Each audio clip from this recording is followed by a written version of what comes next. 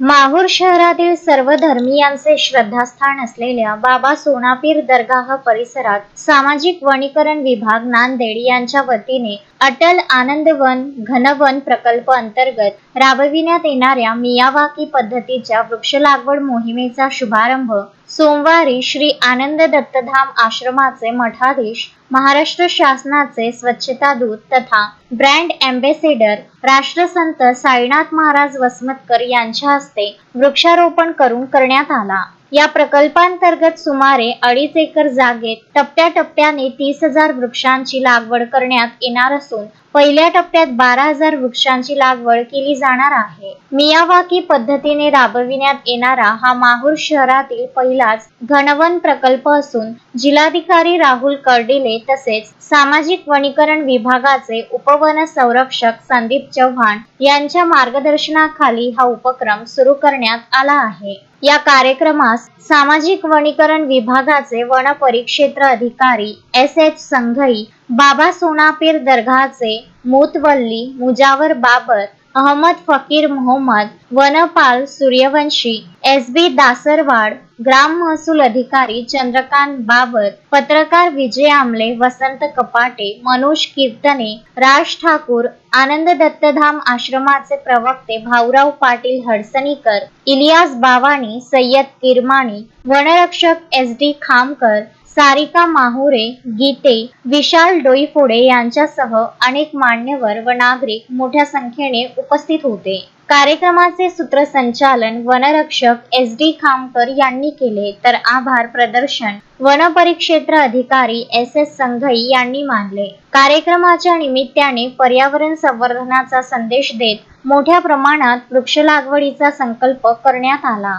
काय प्राप्ती होते याची काही आपल्याला जाणीव नाही, त्यामुळं प्रत्येक माणूस हा निसर्गाकडून मोफत अशा प्रकारचा ऑक्सिजन घेत असतो आणि त्यावेळेस अनेक पेशंट होते कोरोना महामारीमध्ये, एकाला 35 लाख लागले, कोणाला 50 लाख लागले रुपये। त्यांचा फोन याचा हैदराबादहून, महाराज आता पैसे संपले, जमीनही संपली, सर्व आता प्रॉपर्टी गेली, लेकरेला काही नाही। तर मी विश्वासावर त्यांना दवाखान्याच्या बाहेर आणला। आता काही चिंता करू नका, ऑक्सिजन हे जसे हे झाडं आहेत तसा चांगल्या माणसापासून सुद्धा माणसाला चांगला ऑक्सिजन आणि ऊर्जा प्राप्त होत असते। म्हणून या मनुष्य जन्मामध्ये चांगली संगत सुद्धा एक फार महत्त्वाची असते आणि चांगल्या माणसाच्या माध्यमातून हे काम जर झालं तर त्याला एक ऊर्जा मिळते, त्याला एक ऑक्सिजन मिळतो, त्याला एक शक्ती मिळते, त्याला एक चैतन्य प्राप्त होते। आणि असं जर चैतन्य आपल्याला या देशामध्ये राष्ट्रामध्ये जर निर्माण करायचं असेल तर आपण सर्वांनी जे फुकट आपण ऑक्सिजन घेत आहोत ते थोडंसं, प्रत्येक गोष्ट एकदा माणसाला फुकटची सवय लागली की ती त्याच गोष्टीवर माणूस अवलंबून राहतात।